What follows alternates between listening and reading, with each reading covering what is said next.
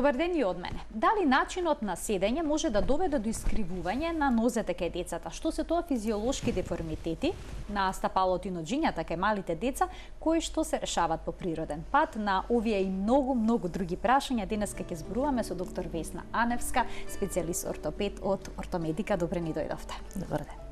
Родителите често знаат да забележат дека нивните деца веднаш по проодувањето малку чудно одат, односно газат навнатре или пак нанадвор со стапалата. На што се должи тоа?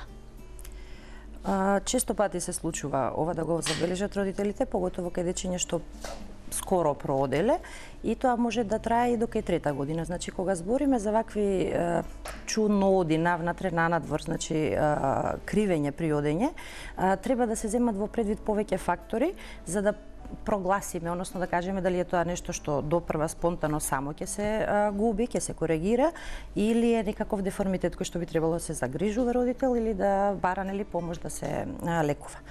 Прво е возраста многу битна, дали е дете кое што и кога проодело, нели, дали е скоро проодено, и до трета година, затоа што до трета година учат да одат сите дечиња.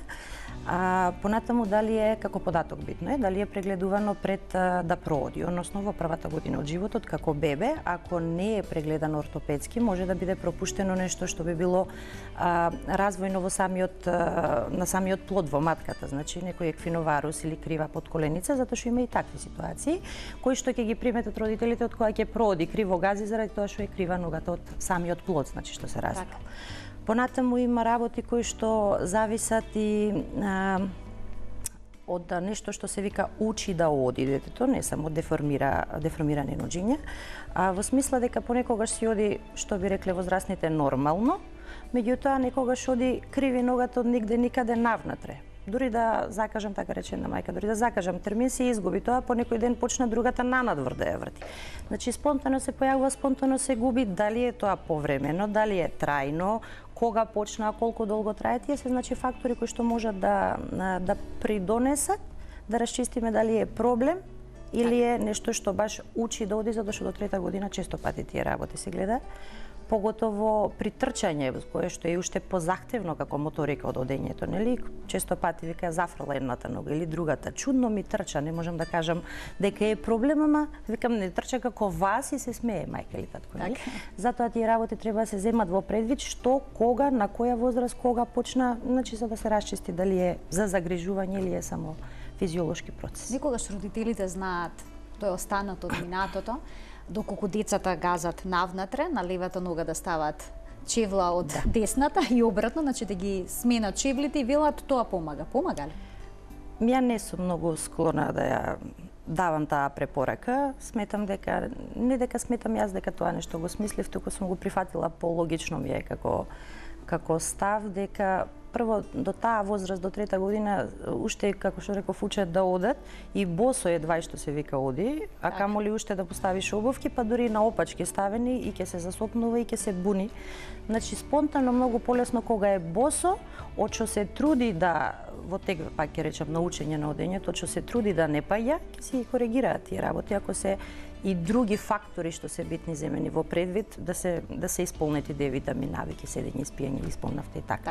Значи, тоа со обувките, ја лично не многу сметам дека помага, и така од мајките, од бабите, останато, се случува да ми каже родителот, доктор препорака дека тоа помагало, ја лично мислам дека не. Што треба родителите да знаат за физиолошките деформитети кои што проаѓаат сами од себе? Тоа е она што мислам дека и во други прилики го имаме дискутирано, што треба освен овие работи ги врти ноџињата внатре надвор, учи да оди, кои што се и како морфолошки карактеристики присутни, различни од возрастните. Она на што имаат рамни стапала до стабан, кои што се нормални за таа возраст, и подигањето на прстиња, мислам на прстиња кога оди, нели, да дзирка, да види, да фати на повисоко, ги формира табанчињата, и таа една работа, и другата работа кога ќе се родат, имаат тогаш криви нозе нанадвор како форма, која што е нормална, и од која ќе прооди детето, глуждот пак им се криви, со скочен зглоб газат навнатре, за да се исправи таа нога, и се исправа. Во најголем број случаи, возраст од кај 2,5-3 до 5-6 години, се криви цела осовина навнатре колената бегаат поблиску од скочните зглобови и ногата добива X форма, која што е од физиолошки тип на таа возраст. Од 3 до 5 година се нормални и после 6-7 година веќе се исправа ногата. Помал процент на дечиња кои што немаат толку лабави лигаменти, ногата им е права и таа возраст, значи треба се има во предвид дека ако едното дете или првото дете или не знам од сестра, од комшика или во школа, во градинка, така, во градинка во суштина тие се мали.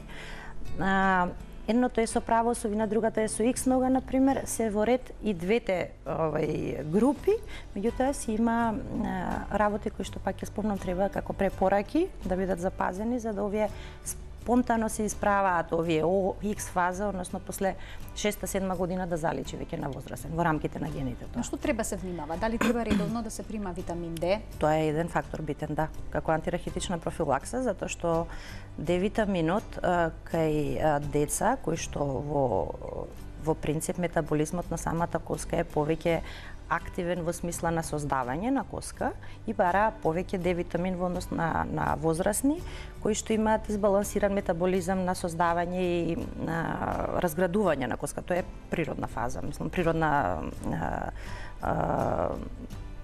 балансирана, значи создавање и разградување, природна состојба на коската на одржување на нормалната густина кај деца и кај возрастни, односно поготово кај жени во менопауза, каде што е намалено создавањето, зголемена разградбата, склоност на постменопаузална остеопороза, и кај деца каде што природно е поголемо создавањето на коската. Треба повеќе D витамин за да не се искриват коските, односно кај постарите да не се скрши од мал пат, од удар или нешто.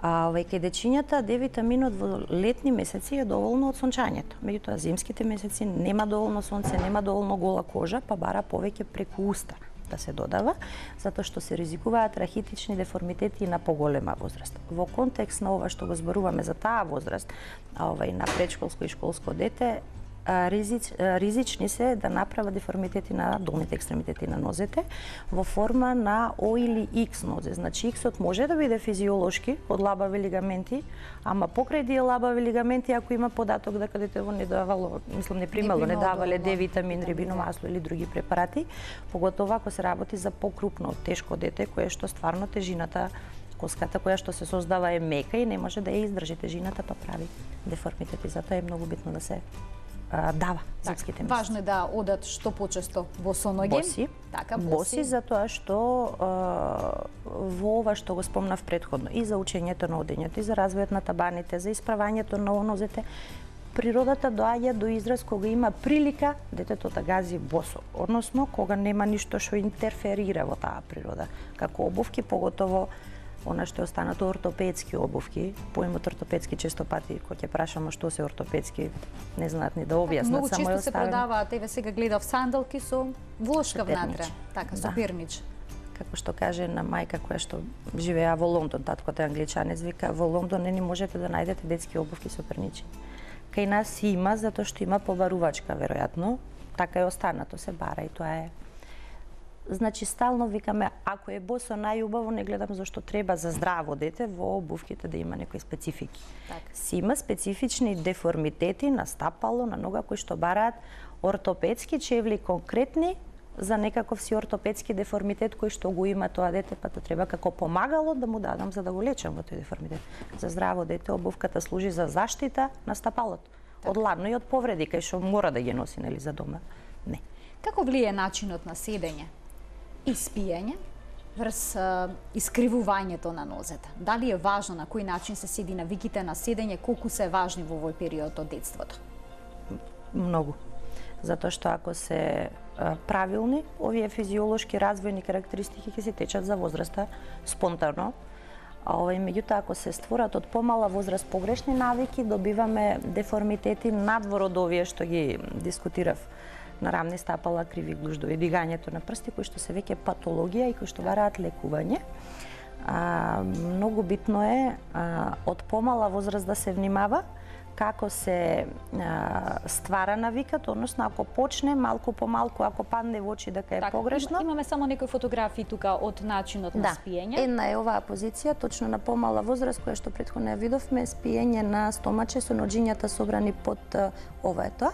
Значи коленца колкови свиткани и ова е практично имитација на фетус положбата во матката, која што многу често се случува кај дечиња кога се намалуваат подоите или шишиња млеко ако е на вештачко, односно ако веќе и прекинало комплетно доењето, инстинктивно кај тоа доенче, не во возраст доенче, меѓутоа пошто дои, би рекла доенче, се појавува животински инстинктивен страф од оставање од мајката, бидејќи тоа во животинскиот свет е природна ситуација. Ако него дои, се разминуваат патиштата, веќе е спремно за самостоен живот. И често пати покрај другите карактеристики на фазата кога интензивно почнува да се лепи за мајката, со ноќно будење, мама да спие до мама, мајката оди надвор трча по мама и така. Заспивањето во таа поза е инстинктивна, се смирува пораката несвесно што ја праќа, сакам назад ке мама во матката, значи затоа близината на мајката и преку тоа практично ја имитира и што е сосема нормално. Спонтано се губи до 3-3,5 години, кога сваќа дека тука е мама, нема да го остави. Меѓутоа, од ортопедски аспект, положбата на стапалцата е битна, да се паралелни, кога е собрано под него да не се едно преку друго, туку паралелно едно поред друго. Затоа што знаат во таа позиција да направат, кај дете што често заспива така, поготово ако не се коригира нели од страна на родителите, ако се прекрстени стапалата, деформитет на не само повремено на преска што го спомнев одење навнатре, туку тенденцијата од колено надоле, под коленица и стапало тренува во ротација, од што практично при спиење цело време во долга е фазата, не спие, туку заспива, ама често пати се буди во текот на ноќта и ако се прекрстени стапалцата, може тенденција од колено надоле на внатрешна торзија да направи. Имаме гледач на линија, да го вклучиме. Добар ден, повелете. Добар ден, голем поздрав до вас и вашата гостинка. Така. Имам 13 годишна ќерка. Претходно сакаше да оди сама, ке направеше 2-3 чекора, но има месец дена, така ќе ја држам да шета, 13 годишна или месечна? Претпоставам дека. 13 месечна, така? Да, рековте 13 месечна. Добро, така? Ќе се фати за креветите, ќе оди, но кога ќе ја држам, ја не сака да оди, ќе оди само 2 чекора и ќе седне. Додека претходно сама правеше по 2-3 чекора, сега не сака, дали уплашена. Дали лази детето? Да, лази. Заради тоа? И она од 3 месеца до 6 месеца носеше ортопедски гачички. Тоа нема врска со продувањето. Дали може да е тоа проблемот? Не. И уште едно прашање. Капките D3, дали треба да ги давам наутро или навечер? И тоа не прави разлика. Не прави разлика и тоа дури и да се заборави неколку дена да се даде, не е страшно за капките. Уште сега овој... Може да ми кажете кога треба да проводи, дали е ова опасно нешто? Проводите ли вие? Да, прво. Затоа мислите дека е опасно, гледате проблем во тоа. Баш пред малку разговарав јас со докторката на истата тема. Ви благодарам што се јавивте. Така, со првото дете стравовите се далеку поголеми. И после се надминуваат дефинитивно кога ќе се увиди дека има варијација на се она што е нормално да е физиолошки. Прво пошто почнав за D-витаминот, ако е второ прашањето. Само да вклучиме вториот гледач и потоа ќе продолжиме за D-витаминот. Добар ден, повелете кој се јавува. Здраво. Здраво, повелете. Целуваме од Битола. Имаме 6-месечно бебенце и сега баш бевме на ехо за колкчиња. И ни рекоа дека јадренцата уште не се развиени. И сега дали е тоа нормално за 6-месечно детенце и кои се причините зошто не се развиени јадренцата? D-витамин дали давате? Така, D-витамин. Да, даваме D-витамин. Кои препарати по колку? Бејбитол по една капсула. Чист D3? Да, чист. Без К, добро. Ако нема јадренцата, прво не е ништо страшно на 6 месеци и нема врска дали е колкот правилно развиен или не е развиен. Значи колковите се добри, аглите. Точно, значи аглите ако се добри, колкот си е добар за да се развијат јадренца, D-витамин треба. Можете слободно и по 2 капсулки ако е чист D3 бебитолот да давате и почесто да го вадите детето надвор. Затоа што сега ќе има повеќе сонце. Сончањето, значи ќе си го изнесувате надвор, не е ништо за загрижување, има многу време за јадрата да се формира. Речена контрола по 2 месеци. Може, ќе се следи на ехо, значи не е ништо страшно, слободно можете и по 2 капсулки да давате. Така, ви благодарам што се јавивте. Немам уште што сема малку време, ако сакате нешто да додадете за D-витаминот или веднаш да преминеме на седењето. Само да ја одговорам на претходната гледачка за детенцето кое што ја загрижило што на 13 месеци. Прво, практично 80% продуваат во таа возраст, во 13 е просек, оно си се пуштило апсолутно кога е очекувано е премногу да го речем, меѓутоа најчесто што се случува, а не сака да оди затоа што не ќе да оди, најверојатно заради тоа што наумила да стасува со лазење, пошто е апсолвирано, и многу често се случува да на некој начин и тврдоглавост одам по мебел затоа што мене така ми одговара, а кога мама ме држи, јас нема да одам затоа што не ќе да одам мама кога ме држи. И тоа е многу битно. Многу е битно во овој период да внимаваат како паѓа детето, да паѓа на газе, за да не се дозволи и проодено дете ако се исплаши очекувајќи дека некој оди позади него да падне на глава и да после на вистина уште неколку месеци да не ќе да се пушти. Так, од страв. Да, и капките до уште овој месец до мај да ги прекинат скроз. Так. Уште еден гледач на линија. Добар ден, повелете, кој се јавува? Добар ден. Повелете. Од Охрид се јавувам. Сакам докторкава да ја прашам до кога треба да е 3 капките, до која возраст да се примаат? Значи, јас имам 2,5 годишно дете. Така. И може, значи возраста за додавање на D витамин е до пубертет. Машко или женско е? женско. Дока е 2-13 години за девојчиња, со тоа што капките за првата година ги препорачуваме на поголемки деца, препорачливо е најдобро рибино масло ако нема алергија на риба.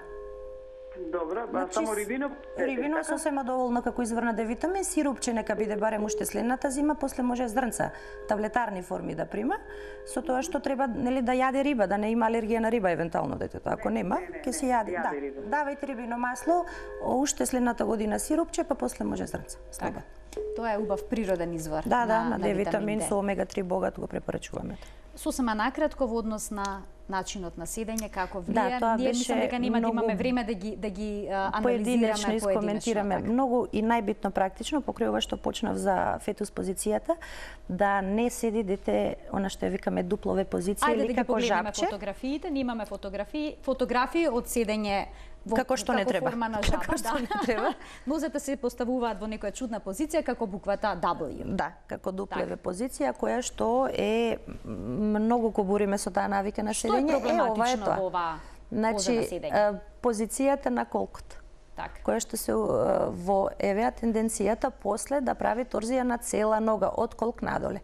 И многу е битно, значи дете како тоа што претходно мајката спомна сега проодува, значи ќе прооди, ќе лази, ќе се врати назад, ќе седне, кратко седат, меѓутоа и ова е таа положба типична, која што прави стварно проблем од помала возраст ако не се обране внимание сериозно, после на оваа поголемка возраст е многу потешко да го пренавикнеш, нив им е тешко после да седат правилно, најправилно е крснодзе, турско седење, барем да се испружени ножињата. Меѓутоа на вистина имаме проблеми затоа што она што претходно коментирав на овај X фаза на таа возраст што е физиолошка на поголема возраст е ризично да остане X нога од ова седење и да трне како што на сликата видовме ножињата од колк надоле во внатрешна торзија цела нога.